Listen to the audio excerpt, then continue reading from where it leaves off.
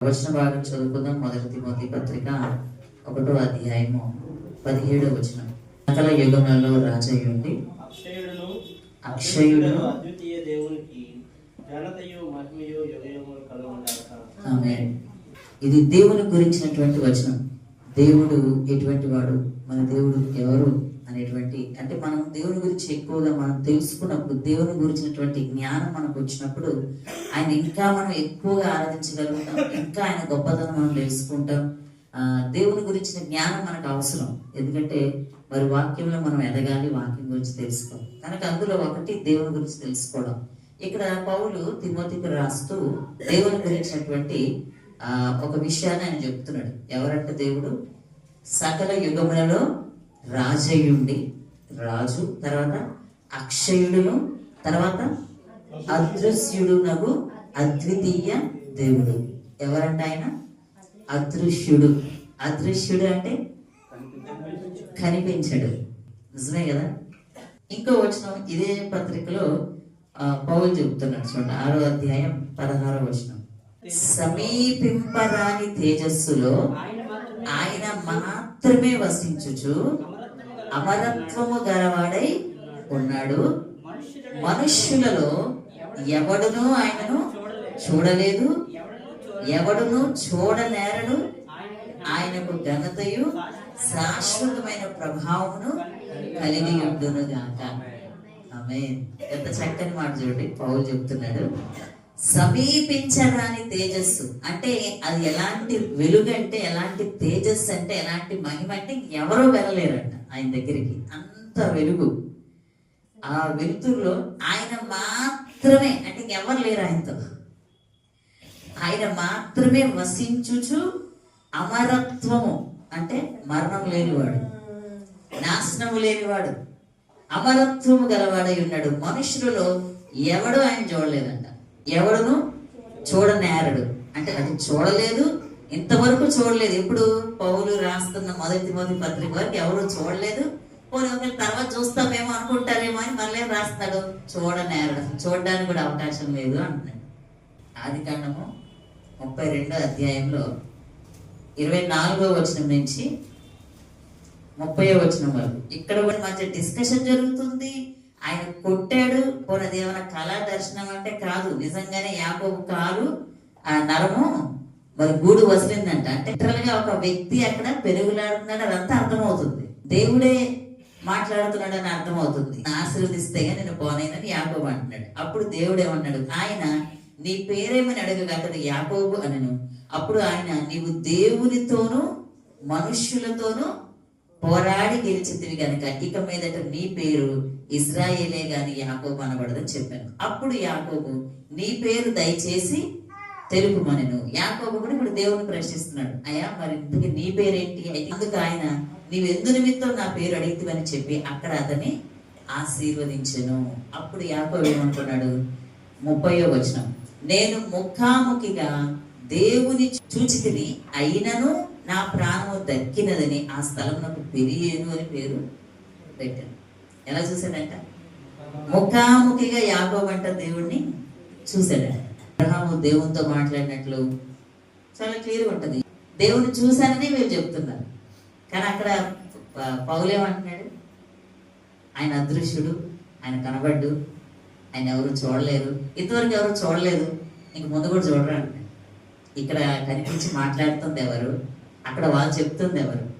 అక్కడ దేవుడు కనబడ్డాను ఆయన ఎందుకు చెప్తున్నాడు?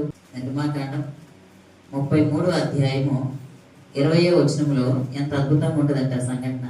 మరియు నీవు నా ముఖమును చూడజాలవు, ఏ నరుడును నన్ను చూచి బ్రతకడనని మోషేతో దేవుడు మాట్లాడాడు. 3వ అధ్యాయంలోనే పిలిచాడు. ఆయన మండుచున్న పొదలోంచి మాట్లాడాడు. ఇజ్రాయెల్ అందరిని తీసుకొని వచ్చిన తర్వాత ఆయన 10 ఆజ్ఞలు ఇవ్వడానికి పిలిచాడు. 40 రోజులు కొండ మీద ఉన్నాడు మోషే దేవునితో, కానీ దేవుని చూడలేదు. దయచేసి నీ మహిమను నాకు చూపుమనగా 40వ రోజు మోషే అడుగుతున్నాడు ఈ విషయం దేవుణ్ణి, అయ్యా దయచేసి నీ ముఖం చూపేవా, నాకు రోజు నీ వాయిస్ వినిపిస్తుంది, నీ వెళ్తురు ఏదో మహిమ నేనేం చూడలేకపోతున్నాను, నాకు నువ్వు కనబడట్లేదు, అసలు నువ్వు ఎలా ఉంటావో నాకు ఒకసారి చూడాలని ఉంది అని చెప్పి అడిగాడు. దేవుడు ఏమన్నాడు, ఆయన నీవు నా ముఖమును చూడజాలడు. నువ్వు చూడలేవు, ఏ నరుడు నన్ను చూసి బ్రతకడు. అంటే మరి మోషే ఇప్పుడు చూసింది ఏంటి? లేకపోతే ఇందాక యాకోబు పెనుగులాడింది ఎవరితో? అబ్రహాం మాట్లాడింది ఎవరితో? మరి ఏ నరుడు చూసి బ్రతకలేడని అంటున్నాడు. చాలా ఆశ్చర్యంగా ఉంటాయి ఈ వచనాలు. దేవుడు ఏమంటున్నాడు? మోషే, సరే నువ్వు కోర నన్ను చూడాలనుకున్నావు కదా, కానీ నువ్వు చూస్తే బ్రతకలేవు, చచ్చిపోతావు, నా మహిమ వెలుగు తట్టుకోలేక. కనుక ఏం చేస్తానంటే నేను నా చేత్తో నీ కళ్ళని, నీ ముఖాన్ని కప్పుతాను. చేయి తీసేసి వెళ్ళిపోతాను కదా, అప్పుడు నా వెనక చూడాలి, ముఖాన్ని మాత్రం నువ్వు చూడలేవు అన్నాడు. మనకు కూడా చాలాసార్లు దేవుని దర్శనాలు చూసిన అనుభవాలు ఉంటాయి. దేవుడు మాట్లాడి దేవుని స్వరం విన్న అనుభవం ఉంటుంది కొంతమందికి. దేవుని స్వరము కలలో విని ఉండొచ్చు, లేదా మనం మెలకుగా ఉన్నప్పుడే లిటరల్ గా కూడా ఆడిబుల్ వాయిస్ వినుండొచ్చు. కానీ దేవుని చూసినటువంటి సందర్భాలు చాలా తక్కువ ఉంటాయి. ఒకవేళ ఎవరైనా చెప్పినా కూడా చాలా తక్కువగానే చెప్తారు. దేవుడిని చూసాం, దేవుని వెలుతురు మాయం, ఇలా మా గృహంలోకి వచ్చింది, ఇలాగ ఆయన చూసాం, ఇలాగ వేరు వేరు రూపాల్లోనే ఆయన కనిపిస్తూ ఉంటాడు. అంటే మనుషులు గనక మనకి చాలా వరకు ఆయన మనిషిగానే కనిపించడానికి ప్రయత్నిస్తారు తప్ప నిజమైన ఆయన దైవ స్వరూపం మాత్రం ఎవరు మనం చూడలేము. ఎందుకంటే ఇందాక పౌలు చెప్పినట్లుగా ఎవరూ కూడా సమీపించరని తేజస్సులో ఆయన ఉన్నాడు, మహిమలో ఉన్నాడు, ఆయన ఒక్కడే వసించుచు అంటున్నాడు. అంటే అటువంటి మహిమలో ఉన్నటువంటి దేవుడు ఆయన. కనుక మరి ఇన్ని సందర్భాల్లో ఆయన పాత నిబంధన అంతట్లో చాలా మందికి కనిపించిన సందర్భం ఉంటుంది, మాట్లాడిన సందర్భం ఉంటుంది. మానోహ భార్యతో మాట్లాడాడు, సంసోని యొక్క తల్లిదండ్రులతోటి దేవుడి దూత మాట్లాడాడు, గిద్యోనుతో దేవుని దూత వచ్చి మాట్లాడుతుంది. ఈ విధంగా కనిపిస్తున్నట్లుగా చాలా వచనాలు అనుకుంటాయి. కొన్ని సందర్భాల్లో ఆయన ఎవరికి కనబడడు, చూస్తే ఎవరు బ్రతకరు అని వాక్యం చెప్తాం. సో దేవుని యొక్క స్వరూపం ఎలా ఉంటది అనేది తెలియదు. అది బహుశా మనం రెండవ రాకడలో వెళ్ళినప్పుడే చూస్తామేమో. అంటే దీన్ని బట్టి మనకి ఏమర్థం అవుతుంది? ఇజ్రాయిల్ ఎవరు కూడా దేవుని చూడలేదు, మోషే కూడా దేవుని చూడలేకపోయాడు. ఎందుకంటే నాకు కనిపించు ప్రభు అని అడిగితే అప్పుడు దేవుడు ఏం చెప్పాడు? వెళ్ళేటప్పుడు నా వెనక పార్సం చూడన్నాడు. వెనక ఏం కనిపిస్తుంది? ఆయన వెళ్ళిపోయేటప్పుడు మోషే చూసి ఉంటాడు, వెలుతురు కనిపించి ఉంటుంది అంతే. ఎందుకంటే వెలుతురే కదా మహిమ, తేజస్సు. కనుక తేజస్సు లైట్ ని మనం చూడలేము. యోహాను సువార్త 1:18 ఎవడును ఎప్పుడైనాను దేవుని చూడలేదు. అక్కడ యాకోబు అబద్ధం చెప్పాడా, లేదా ఇక్కడ యోహాను అబద్ధం చెప్తున్నాడా? యాకోబేమో చాలా క్లియర్ గా నేను దేవుని సూచితని అన్నాడు. అబ్రహాము కూడా దేవునితో మాట్లాడాడు అని ఉంటుంది. ఆదాముతో దేవుడు ఏదేని తోటలో మాట్లాడాడు అని ఉంటుంది. వాళ్ళందరూ చూడకుండా ఎలా మాట్లాడారు? స్వరాన్నే విన్నారా? ఆదాము అవ్వ అయితే ఖచ్చితంగా రోజు సాయంత్రం పూట దేవుడు వచ్చి వాళ్ళు గుర్తుపట్టారు, ఆయనతో మాట్లాడారు. మరి ఎవరైతే? కానీ ఇక్కడ యోహాను ఏం చెప్తున్నాడు? అసలు ఎవడు ఎప్పుడైనా దేవుడు చూడలేదు, తండ్రి రొమ్మున ఉన్న అద్వితీయ కుమారుడే ఆయనను బయలుపరిచాడు. అసలు దేవుడు ఎవరు అనేది యేసు ప్రభు వారు వచ్చే చెప్పారంట. ఇది మరి మనకి పాత నిబంధనలో కనిపించింది ఎవరు? యాకోబు చూసింది ఎవరిని? అబ్రహాంతో మాట్లాడింది ఎవరు? ఆదాముతో ఉన్నది ఎవరు? లేకపోతే చాలా సందర్భాల్లో చాలా చోట్ల దేవుని యొక్క ప్రత్యక్షతలు ఉంటాయి మనకి. వాళ్ళందరికీ మరి మాట్లాడింది ఎవరైతే? ఇక్కడేమో యోహాను చాలా క్లియర్ గా చెప్తున్నాడు, ఎవరు దేవుని చూడలేదు ఇంతవరకు, ఒక యేసు ప్రభువారే మనకి బయలుపరిచారు అంటారు. చూడండి, అదే యోహాను మన 5:37 మరియు నన్ను పంపిన తండ్రియే నన్ను గూర్చి సాక్ష్యం ఇచ్చుచున్నాడు, మీరు ఏ కాలమందైనను ఆయన స్వరము వినలేదు, ఆయన స్వరూపము చూడలేదు. ఇది ఇంకా విచిత్రం. యేసు ప్రభువారే స్వయంగా ఏం చెప్తానంటే అసలు దేవుని స్వరం కూడా ఎవరు వినలేదంటే ఇంతవరకు. ఇదేంటి? సరే అక్కడంటే దేవుని చూడలేదు అని అంటే ఆ మహిమను చూసుంటారులే, వాయిస్ స్వరం వినిపించి ఉంటదిలే. మరి ఆయన మహా వెలుతురు ఎవరో చూడలేరు కనుక మహిమ ఏదో వెలుతురు ఏదో సంథింగ్ అక్కడ తెల్లగా కనిపించి ఉంటది అని అనుకోవచ్చు. కానీ ఇక్కడ యేసు ప్రభువు స్వయంగా ఏమంటున్నారు? అసలు ఏ కాలమందు కనీసం ఒకవేళ ఏదైనా తోటలో పోని ఆదాన్ని చూసాడేమోలే అనుకోవడానికి కూడా అవకాశం లేకుండా ఇక్కడ యోహాను సువార్త 5:37 ఏం చెప్తున్నాడంటే ఏ కాలమందైనా ఆయన స్వరము కూడా వినలేదు మీరు అంటున్నాడు. ఇదేంటి? స్వరం విన్నట్టు మనకి చాలా వచనాలు ఉన్నాయి బైబిల్లో. మాట్లాడుతుంది ఎవరి గురించి? యేసు ప్రభువు స్వయంగా చెప్తున్నారు ఈ మాట. మరియు నన్ను పంపిన తండ్రియే నన్ను గూర్చి సాక్ష్యం ఇస్తున్నాడు. ఏ కాలం అనేది ఆయన స్వరం వినలేదు, ఆయన స్వరూపము చూడలేదు. స్వరూపం చూడలేదంటే ఓకే, మహిమ గనక చూడలేకపోయాం అనుకోవచ్చు. లేకపోతే ఆయన తన స్వరూపం చూసి ఎవరు బ్రతకరు కనుక ఒకవేళ నరుని స్వరూపం ధరించుకొని వచ్చాడు, ఆయన ఒరిజినల్ స్వరూపం గురించి మాట్లాడుతున్నాడు అనుకోవచ్చు. ఇక్కడైతే యేసు ప్రభువారు అసలు స్వరం కూడా వినలేదు అంటున్నాడు. మరి ఈయన స్వరం కూడా వినకపోతే ఇప్పుడు ఇంతకీ మాట్లాడింది ఎవరు? పాత నిబంధన అంతట్లో 6వ అధ్యాయము 46వ వచనం. దేవుని యొద్ద నుండి వచ్చిన వాడు తప్ప మరి ఎవడునూ తండ్రిని చూచి ఉండలేదు, ఈయనే తండ్రిని చూచి ఉన్నవాడు. ఎవరు చూశారు తండ్రిని? దేవుని యొద్ద నుంచి వచ్చినోడు. దేవుని యొద్ద నుంచి వచ్చిన వాళ్ళు ఎవరు? కుమారుడు యేసు ప్రభువు. అంటే యేసు ప్రభువారు మాత్రమే తండ్రిని చూశాడంట. ఇంకా ఎవ్వరు భూమి మీద ఏ నరుడు చూడలేదంట. అంటే ఇప్పుడు ఆదాముతో మాట్లాడింది తండ్రి కాదు, అర్థమవుతుందా? ఆదాముతో మాట్లాడింది, ఆదాముతో చల్లపూట రోజు వచ్చి మాట్లాడింది తండ్రి కాదు. యాకోబుతో మాట్లాడింది తండ్రి కాదు. మోషేతో మాట్లాడింది తండ్రి కాదు. ఎవరు మరి? యేసు ప్రభువారే. హల్లెలూయా. అందుకే ఆయన ఆది యందు వాక్యమై ఉన్నాడు. ఆది యందు యేసుక్రీస్తు ప్రభువారు వాక్యమై ఉన్నాడు. ఇది త్రిత్వము అర్థం చేసుకోవడం కొంచెం కష్టమే, కానీ మొన్న కూడా పాస్టర్ చాలా చక్కగా చెప్పారు క్రిస్మస్ రోజు. తండ్రి, కుమార, పరిశుద్ధాత్మ త్రియేక దేవుడు ఆయన. ఆ త్రిత్వములో తండ్రి అయిన దేవుని స్వరము కూడా ఇంతవరకు ఎవరు వినలేదంట. తండ్రి అయిన దేవుని స్వరూపం ఎవరు చూడలేదంట. ఆ పాత నిబంధన అంతట్లో కూడా మర్మంగా ఉన్నది యేసు ప్రభువారే. పాత నిబంధనలు అంతా బయలుపరుచుకున్నదంతా యేసు ప్రభువారే. ఆది కాలంలోనే మనకు ఉంటుంది. మొట్టమొదటి అధ్యాయంలోనే చూడండి ఒకసారి. ఆది కాండం 1వ అధ్యాయంలో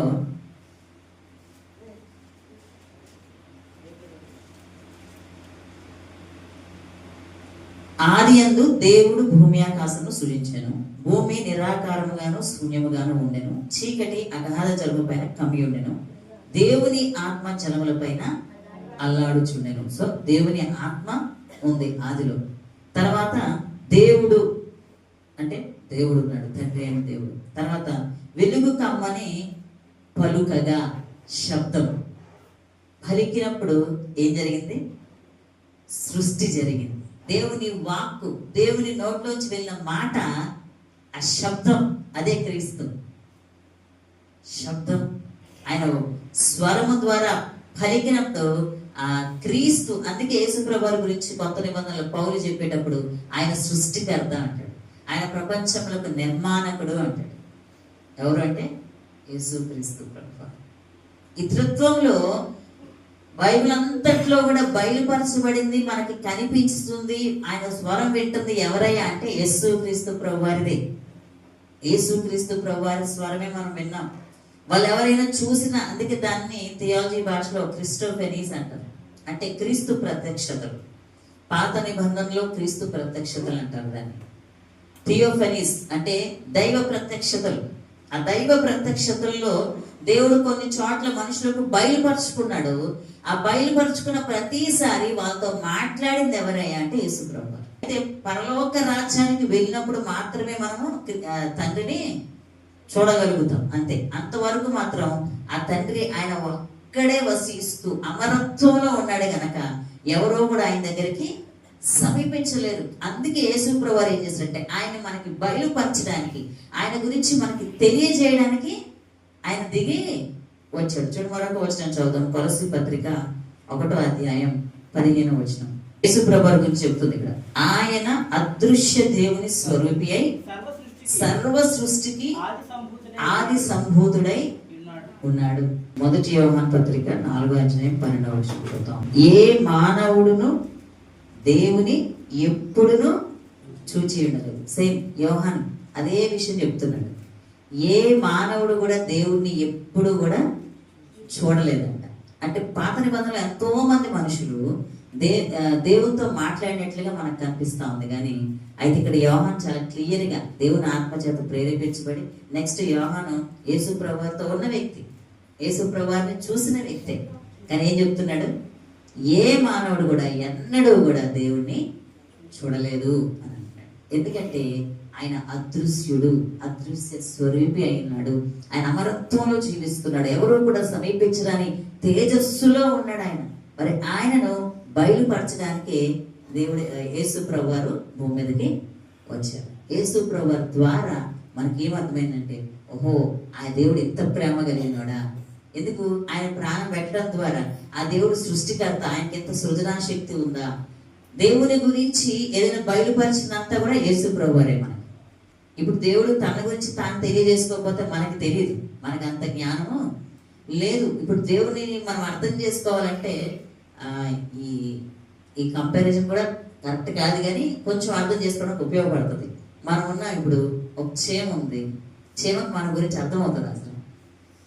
అసలు అది ఏమాత్రం జంతువు అది చీమ అంటే మనకి ఏమీ కాదు. అసలు చాలా చాలా చిన్న ప్రాణి. దాని తల ఎంత ఉంటుంది, దాంట్లో దానికి బ్రెయిన్ ఎంత ఉంటుంది, దాని బ్రెయిన్లో మన గురించి అది ఏం అర్థం చేసుకోగలుగుతుంది, మన గురించి ఏమైనా అర్థమవుతుందా? దానికి అర్థమవుతుంది. సేమ్ ఉంది. దేవుడు కూడా ఆయన ఒక మనిషిని దేవుడితో పోలిస్తే, ఒక చీమతో మనల్ని పోలిస్తే మనం కూడా అంతే. దేవుడి గురించి మనం అర్థం చేసుకోవడం చాలా కష్టం. దేవుని యొక్క దేవునితో కంపేర్ చేస్తే అసలు మనం ఏ పాటి వాళ్ళం? అసలు చీమ కూడా ఎక్కువే, చీమతో కూడా పోల్చుకోవడానికి లేదు మనం దేవుని ముందు. మన చిన్న జ్ఞానముతో, మన చిన్న మెదడుతో దేవుడిని అర్థం చేసుకోవడం చాలా కష్టం. అందుకే ప్రతీది దేవుడు ఏం చేశాడంటే తనకు తానే బయలుపరుచుకున్నాడు మనకి. తను బయలుపరుచుకోవడం వల్లే మనకి తెలిసింది దేవుని గురించి. లేకపోతే మనకు మనముగా తెలుసుకునే అవకాశము లేదు. అందుకే ఆయన ఏం చేశాడంటే తన నరులు సృజించిన తర్వాత తన కుమారుడినే పంపించాడు. ఆయన పాత నిబంధన అంతట్లో కూడా తన కుమారుడే మాట్లాడుతూ వచ్చాడు. వాళ్ళకి అర్థమయ్యే విధానంలో, వాళ్ళకి అర్థమయ్యే స్వరూపంలో వాళ్ళకి కనబడ్డాడే తప్ప దాని ద్వారా దేవుడి స్వరూపం ఇలా ఉంటుందని మనం చెప్పలేము. ఆయన అమరత్వంలో ఉన్నాడు కనుక ఆయన అక్కడికి తీసుకువెళ్ళడానికే యేసు ప్రభువారు వచ్చారు. ఇప్పుడు యేసు ప్రభువారు అది ఒక మాట అన్నాడు, నన్ను చూసినవాడు తండ్రిని చూసినట్టే. అక్కడ అర్థం ఏంటి? నాలాగే తండ్రికి 2 కళ్ళు ఉంటాయి, 2 కాళ్ళు ఉంటాయి, 2 చేతులు ఉంటాయి అనే ఉద్దేశం కాదు అక్కడ. వ్యక్తిత్వం, నేను ఎలాగ ప్రేమించగలుగుతున్నాను, నేను ఎలాగ క్షమించగలుగుతున్నాను, నేను ఏ విధంగా మీ కొరకు ప్రాణం పెట్టే అంతగా మిమ్మల్ని ప్రేమించగలుగుతున్నాను, ఏ విధంగా నేను మిమ్మల్ని సహించగలుగుతున్నాను, ఏ విధంగా మిమ్మల్ని క్షమించగలుగుతున్నాను, సేమ్ ఎగ్జాక్ట్ గా తండ్రి కూడా అంతే. అది చెప్తున్నాడు. మరి ఆ తండ్రి తన తేజస్సులోంచి వస్తే మనం ఉండలేం కదా. ఫస్ట్ పౌలు ఏమన్నాడు? ఆయన దేవుని యొక్క తేజస్సు. యేసు ప్రభువారు దేవుని యొక్క మహిమ. యేసు ప్రభువారు దేవుని యొక్క మర్మం అంటాడు. ఇంకో చోట పౌలు మర్మం, క్రీస్తే ఒక మర్మం అంటాడు. ఎందుకంటే అది విచిత్రం. అసలు ఆయన శరీరం ధరించుకొని రావడం ఏంటి? సృష్టికర్త అయ్యుండి శరీరం ధరించుకొని మనలో ఒకడిగా జన్మించడం ఏంటి? ఆయన 33.5 సంవత్సరాలు భూమి మీద జీవించడం ఏంటి? అసలు అదంతా అర్థం చేసుకోవడానికి కూడా చాలా విచిత్రంగా ఉంటుంది. అందుకే పౌలు అంటాడు అదొక మర్మం అంటాడు. సో పాత నిబంధన అంతట్లో కూడా యేసు ప్రభువారే మరి అనేక ప్రత్యక్షతల్లో మనకి కనిపిస్తారు. తండ్రి అయిన దేవుడిని మాత్రం ఎవరు చూడలేదు. అందువల్ల దేవుడు ఎవరికి కూడా బయలుపరచుకోరు. తన స్వరూపాన్ని మరి తను బయలుపరచుకొని తను ఏంటో తెలియజేయడానికి భూమి మీద నరులు తనలాగా సిద్ధపరచడానికి యేసు ప్రభువారిని పంపించారు. ఇప్పుడు పరిశుద్ధాత్మ దేవుడు కూడా యేసు ప్రభువారి మీదకి మాత్రమే ఆ యొక్క పావురం ఆకారం ధరించుకొని వచ్చాడు. పరిశుద్ధాత్మ పేరులోనే పరిశుద్ధాత్మ అనుంది, ఆత్మ. మళ్ళీ ఆయన కూడా ఆత్మస్వరూపే. ఆయన గురించి మాత్రం యోహానే చెప్తాడు, లోకం ఆయనను చూడదు. కనిపించడు ఆయన. పరిశుద్ధాత్మ దేవుడు కనిపించడు, ఆయన కూడా ఆత్మస్వరూపే. ఆయన తన ఆత్మతో మనల్ని నింపుతాడు, మనలో ఉండి పనిచేస్తాడు, మన ద్వారా పనిచేస్తాడు. మరి పావురం ఆకారం వేసుకొని యేసు ప్రభు పావురంలో ఉంటాడని చెప్పలేదు. గొర్రెపిల్ల ఆకారంతో యేసు ప్రభు గొర్రెపిల్ల అని చెప్పబడలేదు. ఆ స్వభావము అంటే మనకు అర్థం అవ్వడానికి కొన్ని అలంకార వరకు పదాలు ఉంటాయి కదా, ఆ విధంగా దేవుడు తన గురించి మనకు అర్థమవ్వడానికి మనకు అనుదినంలో మనం చూసేటువంటి వస్తువుల ద్వారా మనకి ఆయన అర్థమవ్వడానికి కొన్నిటిని ఉపయోగించి వ్రాయించాడు అంతే. సో ఆయనది గొర్రె పిల్ల స్వభావం, పావురపు స్వభావం, అంటే మృదువుగా ఉండడము, లేకపోతే అటువంటి స్వభావం కలిగినటువంటి వాడని మనకు అర్థం అవ్వడానికి దేవుడు మన భాషలోకి దిగొచ్చి మనకి నేర్పించాడు. సో వాస్తవంగా దేవుడిని అర్థం చేసుకోవడం అంటే మాత్రం మనకి అది చాలా కష్టం, అర్థం కాదు మనకి. ఎందుకంటే ఆయన గొప్పవాడు, ఆయన జ్ఞానం వేరు, ఆయన వేరు. అసలు ఆయన దేవుడి గురించి మనం ఏది చెప్పినా కూడా తక్కువే. అందుకే యేసుప్రభువు వారు ఏం చేశారంటే ఆ యొక్క దేవుని గురించి బయలుపరచడానికి ఆయనే దిగి వచ్చి, ఇదిగో నన్ను చూస్తే మీరు తండ్రిని చూసినట్టే. దేవుడు ఎవరంటే యేసుప్రభు.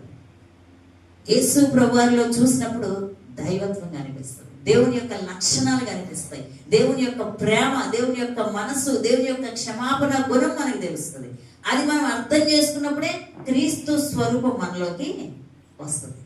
దేవుని గురించి మనం అర్థం చేసుకోనంతకాలం, దేవుని గురించి మనం నేర్చుకోనంతకాలం, దేవుని గురించి మనం తెలుసుకోనంతకాలం ఆయనలాగా మనం మారలేము.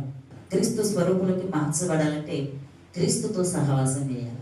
6 నెలలు సహవాసం చేస్తే వారు వీరవుతారంట. మరి మనం ఎన్ని సంవత్సరాలకి సహవాసం చేస్తున్నాం యేసుప్రభు వారు? ఎన్ని సంవత్సరాల నుంచి ప్రార్థన చేస్తున్నాం? ఎన్ని సంవత్సరాల నుంచి మనం బాప్తిజం తీసుకుని మరి క్రీస్తు స్వరూపం పూర్తిగా మారక్కర్లే, ఒక 50% అని వచ్చామా, కనీసం ఒక 10% మారేమో క్రీస్తులాగే.